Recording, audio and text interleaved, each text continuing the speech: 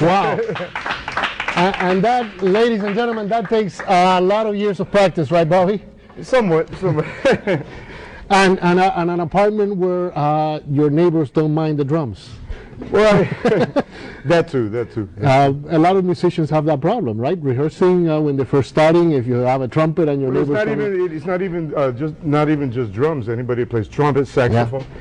Yeah. But with drums, it's always a problem. But we have devices to muffle the drums, etc.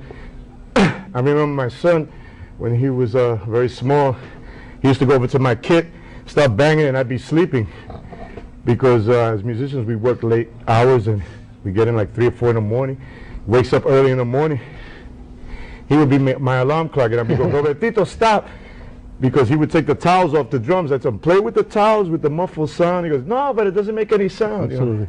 And that's the problem always with this instrument. So introduce me to your drums. What do we have here? Because we want people to, you know, this. You want to be introduced to my drums? Yeah. Who are these Miguel, people? these are my drums. My drums, this is Miguel. You know.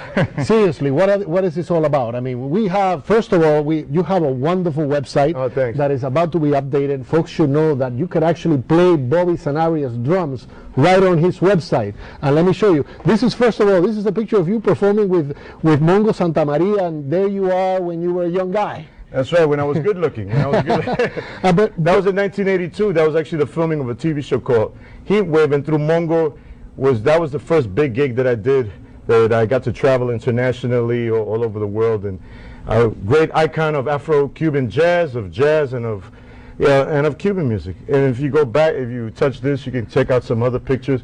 Here's another icon of the Bronx, Maestro Ray Barreto. Oh, of course, yes. Who went to PS52. That's me, and that's the great bongocero Johnny Rodriguez, who's worked with so many people in this industry.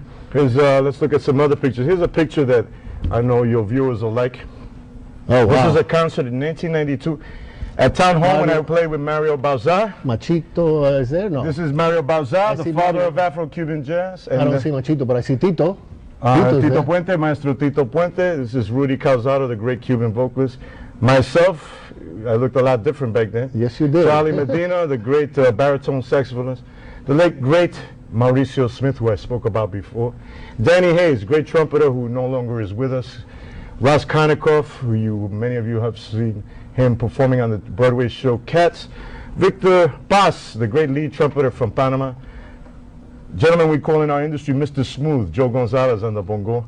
And Ron Grunher, a great tenor saxophonist. And this is Rolando Briceño, another part of the tradition of great musicians from Latin America who are also jazz musicians. He's from